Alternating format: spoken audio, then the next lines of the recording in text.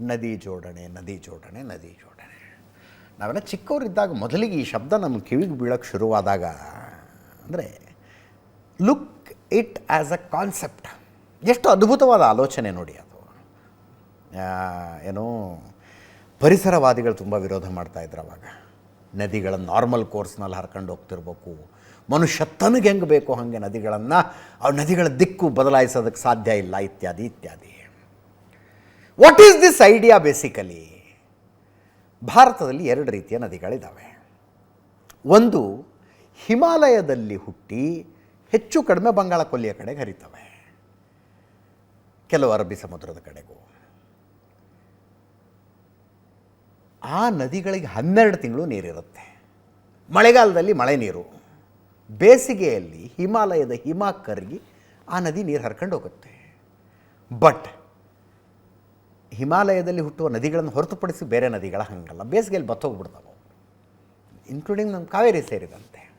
ಅದಕ್ಕೆ ಹಿಮಾಲಯದಲ್ಲಿ ಹುಟ್ಟುವ ನದಿಗಳನ್ನು ದಕ್ಷಿಣದಲ್ಲಿರುವ ಇತರ ನದಿಗಳಿಗೆ ತಂದು ಜೋಡಿಸಿದ್ರೆ ಭಾರತದ ತುಂಬ ಎಲ್ಲ ನದಿಗಳಲ್ಲೂ ವರ್ಷದ 12 ತಿಂಗಳು ನೀರಿರುತ್ತೆ ಅನ್ನುವ ಆಲೋಚನೆಯೇ ನದಿ ಜೋಡಣೆ.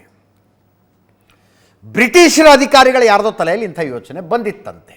ಅವರೇನು ಮಾಡ್ತಿರಲಿಲ್ಲ, ಯಾರೋ ಆಲೋಚನೆ ಮಾಡಿರ್ಬೇಕಷ್ಟೆ.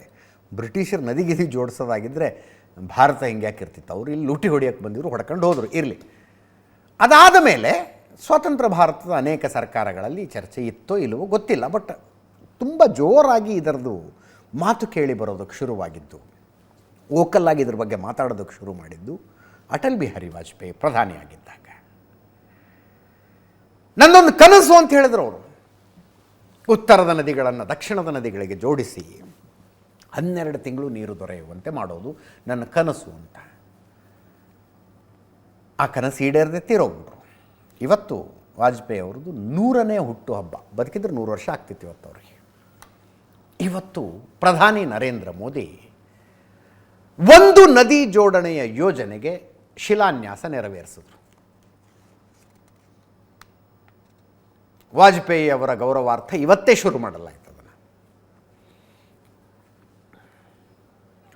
ಇದು ಟೆಕ್ನಿಕಲಿ ಆ ಟರ್ಮ್ನಲ್ಲಿ ಹಿಮಾಲಯದ ನೀರು ದಕ್ಷಿಣದ ನದಿಗಳಿಗೆ ಬರೋದು ಹಂಗಿಲ್ಲ ಇದು. ಆದರೆ 44,000 ಕೋಟಿಯ ಯೋಜನೆ. ಮಧ್ಯಪ್ರದೇಶದ ಕೆನ್ ನದಿ ಮತ್ತು ಉತ್ತರ ಪ್ರದೇಶದ ಬೆಟ್ವಾ ನದಿಗಳ ಜೋಡಣೆ, ಕೆನ್ ಮತ್ತು ಬೆಟ್ವಾ ನದಿಗಳ ಜೋಡಣೆ. ಇವೆರಡೂ ಯಮುನಾ ನದಿಯ ಉಪನದಿಗಳು. ಕೆನ್ ನದಿಗೆ ಪನ್ನಾ ಹುಲಿ ಸಂರಕ್ಷಿತಾರಣ್ಯದಲ್ಲಿ ಒಂದು ಡ್ಯಾಮ್ ಕಟ್ಟೋದು.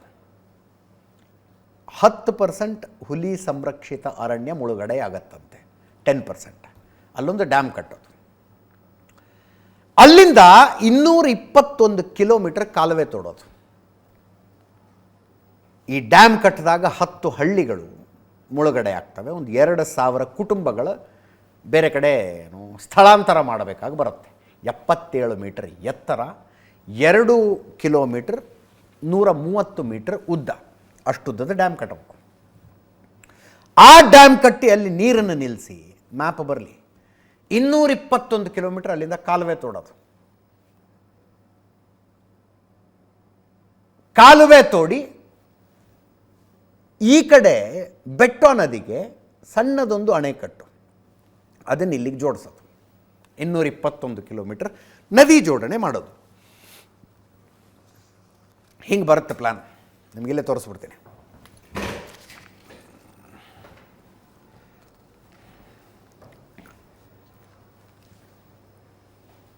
ಉತ್ತರ ಇದು ಯಮುನಾ ಹಿಮಾಲಯದಿಂದ ಹಿಂಗೆ ಹರ್ಕೊಂಡು ಬರುತ್ತೆ. ಇದು ಕೆನ್ವಾ ನದಿ, ಇದು ಬೆಟ್ವಾ ನದಿ.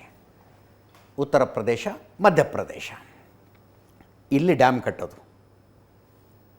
ಇದು ಹುಲಿ ಸಂರಕ್ಷಿತ ಅರಣ್ಯ. ಇದು ಇಲ್ಲಿಂದ 210 ಕಿಲೋಮೀಟರ್ ಆಗುತ್ತೆ. ಇದು ಕಾಲುವೆ ತೋಡ್ಕೊಂಡೋಗಿ 221 ಕಿಲೋಮೀಟರ್ ಆಗುತ್ತೆ. ಕಾಲುವೆ ತೋಡ್ಕೊಂಡೋಗಿ ಇಲ್ಲಿಗೆ ಜೋಡಿಸೋದು.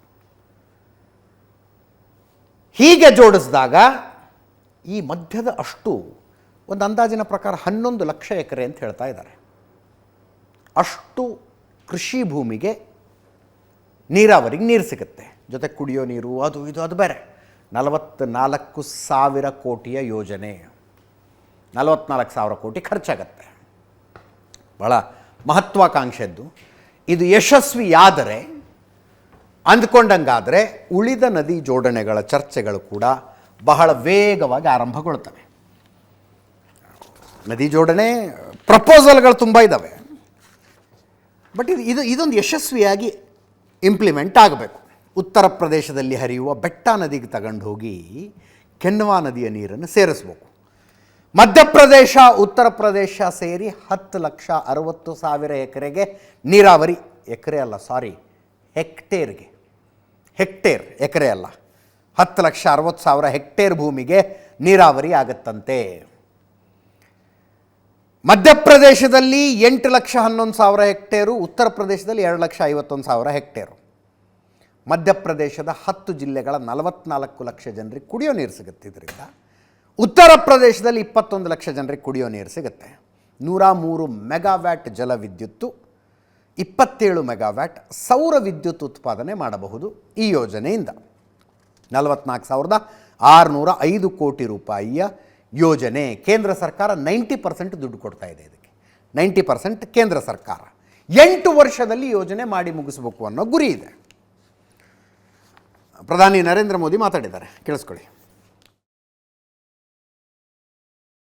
21वीं सदी की सबसे बड़ी चुनौतियों में से एक है जल सुरक्षा। 21वीं सदी में वही देश आगे बढ़ पाएगा, वही क्षेत्र आगे बढ़ पाएगा जिसके पास पर्याप्त जल होगा और उचित जल प्रबंधन होगा। पानी होगा तभी खेत खलिहान खुशखुशाल होंगे, पानी होगा तभी उद्योग धंधे फलेंगे फूलेंगे। और मैं तो उस गुजरात से आता हूं जहां के ज्यादातर हिस्सों में साल में ज्यादातर समय सूखा ही पड़ता था, लेकिन मध्य प्रदेश से निकली मां नर्मदा के आशीर्वाद ने गुजरात का भाग्य बदल दिया। बुंदेलखंड में पानी से जुड़ी करीब 45,000 करोड़ रुपए की योजना हमने बनाई थी। हमने मध्य प्रदेश और उत्तर प्रदेश के भाजपा सरकारों को निरंतर प्रोत्साहित किया और आज केन बेतवा लिंक प्रोजेक्ट के तहत दौधन बांध का भी शिलान्यास हो गया है। इस बांध से सैकड़ों किलोमीटर लंबी नहर निकलेगी। ಈ ಯೋಜನೆಯನ್ನು ಕಾಂಗ್ರೆಸ್ ವಿರೋಧಿಸ್ತಾ ಇದೆ. ಜೈರಾಮ್ ರಮೇಶ್ ಅವರು ವಿರೋಧಿಸಿದ ಮೇಲೆ ಅಫ್ಕೋರ್ಸ್ ಕಾಂಗ್ರೆಸ್ ವಿರೋಧಿಸ್ದಂಗೆ. ಅವ್ರು ಹೇಳೋದು, ಅಷ್ಟು ಕಾಡು ಮುಳುಗಿಸ್ಬಿಡ್ತೀರಾ ನೀವು? 5,000 ಹೆಕ್ಟೇರ್ ಕಾಡು ಮುಳುಗಿಸ್ತಾ ಇದ್ದೀರಿ, ಪರಿಸರ ನಾಶ ಆಗುತ್ತೆ, 23 ಲಕ್ಷಕ್ಕೂ ಹೆಚ್ಚು ಮರಗಳನ್ನು ಕಡಿಬೇಕಿದೆ, ಅಣೆಕಟ್ಟು ನಿರ್ಮಾಣದಿಂದ ಪರಿಸರದ ಚಟುವಟಿಕೆಗಳಿಗೆ ತೊಂದರೆ ಆಗುತ್ತೆ, 3 ಸಿಮೆಂಟ್ ಕಾರ್ಖಾನೆ ಮಾಡ್ತೀನಿ ಅಂತೀರಿ, ಪರಿಸರಕ್ಕೆ ಹಾನಿ ಆಗುತ್ತೆ ಇದರಿಂದ ಅಂತ ಜೈರಾಮ್ ರಮೇಶ್ ಅವರು. ಕಾಡು ಮುಳುಗುತ್ತೆ, ಪರಿಸರಕ್ಕೆ ಹಾನಿ ಆಗುತ್ತೆ ಅನ್ನುವ ಕಾರಣಕ್ಕೆ ಒಂದು ಈ ರೀತಿಯ ಯೋಜನೆಯನ್ನು ವಿರೋಧಿಸ್ತೀರಿ ಅನ್ನೋದಾದರೆ, ಜೈರಾಮ್ ರಮೇಶ್ ಅವರೇ, ಮೇಕೆದಾಟು ಯೋಜನೆಯ ಬಗ್ಗೆ ನಿಮ್ಮ ಅಭಿಪ್ರಾಯ ಹೇಳಬೇಕು. ಡಿ ಕೆ ಶಿವಕುಮಾರ್ ಅವರ ಪೆಟ್ ಪ್ರಾಜೆಕ್ಟ್ ಅದು. ಮೇಕೆದಾಟು ಆಗಬೇಕು, ನಮ್ಮ ನೀರು ನಮ್ಮ ಹಕ್ಕು ಅಂತ ಮೇಕೆದಾಟಿನಿಂದ ಬೆಂಗಳೂರು ತನಕ ಪಾದಯಾತ್ರೆ ಮಾಡಿದ್ದಾರೆ.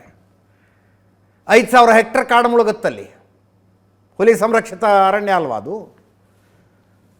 ಈಗ ಇಲ್ಲಿ ಎಷ್ಟು 23 ಲಕ್ಷ ಮರ ಕಡಿಬೇಕಂತೆ. 23 ಲಕ್ಷಕ್ಕೂ ಹೆಚ್ಚು ಮರಗಳನ್ನು ಕಡಿಯಬೇಕಿದೆ ಅಂತ ಜೈರಾಮ್ ರಮೇಶ್ ಅವರಿಗೆ ಕಳಕಳಿ ಆಗ್ತಾ ಇದೆ. ಇಲ್ಲಿ 5,500 ಹೆಕ್ಟರ್ ಮೇಕೆದಾಟುರಲ್ಲಿ ಮರ ಕಡಿಯೋದಿಲ್ವಾ? ಏನು ಮಧ್ಯಪ್ರದೇಶದ ಮರಗಳಷ್ಟೇ ಆಕ್ಸಿಜನ್ ಕೊಡ್ತವೆ, ಕರ್ನಾಟಕದ ಮರ ಕಾರ್ಬನ್ ಡೈಆಕ್ಸೈಡ್ ಕೊಡ್ತವೆ? ಮಜಾ ಇರ್ತವಪ್ಪ ಇವರು ವಾದಗಳು. ಇಂಥ ಇನ್ನೂ ಅನೇಕ ಪ್ರಪೋಸಲ್ಗಳಿದ್ದಾವೆ. ಇದು ಒಂದೀಗಾಗಿರೋದು. ಈ ಸಲ ನದಿ ಜೋಡಣೆಯನ್ನು ಆರಂಭಿಸ್ತೀವಿ ಅಂತ ಮೋದಿ ಘೋಷಣೆ ಮಾಡಿದ್ರು. ಒಂದು ಶುರುವಾಗಿದೆ, ಗೋದಾವರಿ ಕೃಷ್ಣ ಸೇರಿಸ್ಬೇಕು ಅಂತ. ಅಂತ. ಕರ್ನಾಟಕ, ಮಹಾರಾಷ್ಟ್ರ, ಆಂಧ್ರಕ್ಕೆ ಸಹಾಯ ಆಗುತ್ತೆ 2023 ಬಜೆಟ್ನಲ್ಲಿ ಇವುಗಳನ್ನು ಮಾಡ್ತೀವಿ ಅಂತ ಹೇಳಿರೋದು. ಕೃಷ್ಣಾ ಪೆನ್ನಾರ್ ನದಿ ಜೋಡಣೆ ಕರ್ನಾಟಕ ಆಂಧ್ರ ಪ್ರದೇಶಕ್ಕೆ ಸಹಾಯ ಆಗುತ್ತೆ. ಪೆನ್ನಾರ್ ಕಾವೇರಿ ಕರ್ನಾಟಕ ಆಂಧ್ರ ತಮಿಳುನಾಡಿಗೆ ಸಹಾಯ ಆಗುತ್ತೆ. ದಮನ್ ಗಂಗಾ ಪಿಂಜಿಲ್ ಮಹಾರಾಷ್ಟ್ರಕ್ಕೆ. ಪರ್ತಾಪಿ ನರ್ಮದಾ ಗುಜರಾತಿಗೆ ಸಹಾಯ ಆಗುತ್ತೆ.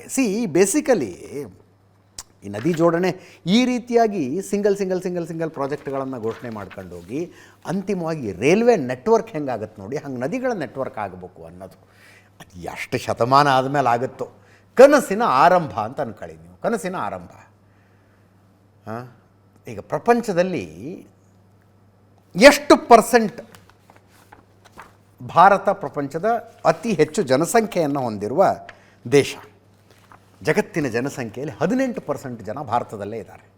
ಅಂದರೆ ಜಗತ್ತಿನಾದ್ಯಂತ 100 ಜನ ಇದ್ದರೆ 18 ಜನ ಭಾರತೀಯರು ಅದರಲ್ಲಿ.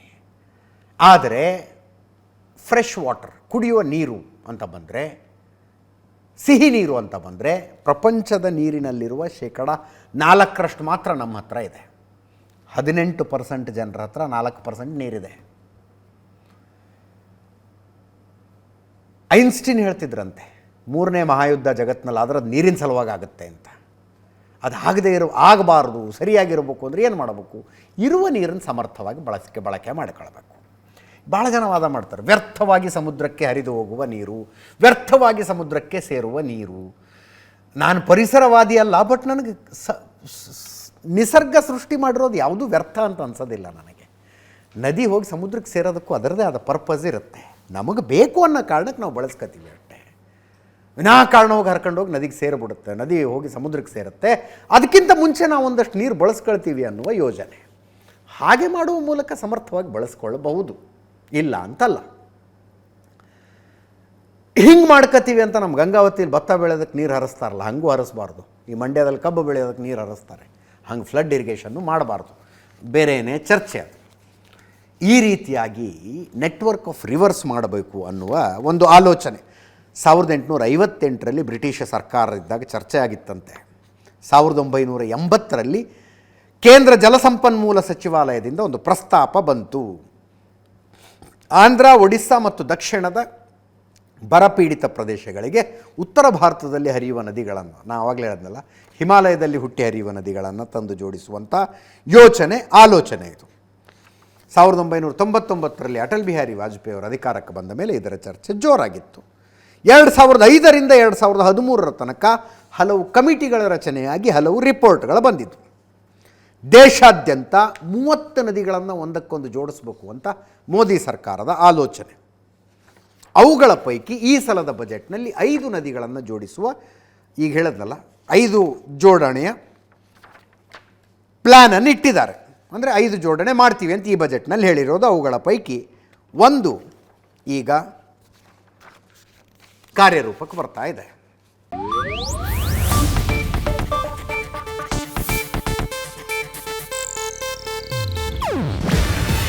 ಇದು ಏಷ್ಯಾನೆಟ್ ನ್ಯೂಸ್ ನೆಟ್ವರ್ಕ್ ಪ್ರಸ್ತುತಿ.